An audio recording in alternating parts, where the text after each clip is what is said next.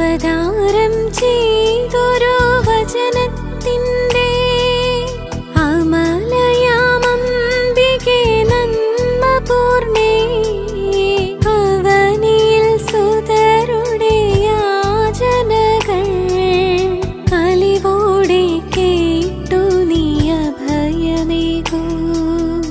എത്രയും ദയയുള്ള മാതാവേ, നിൻ സംഗീതം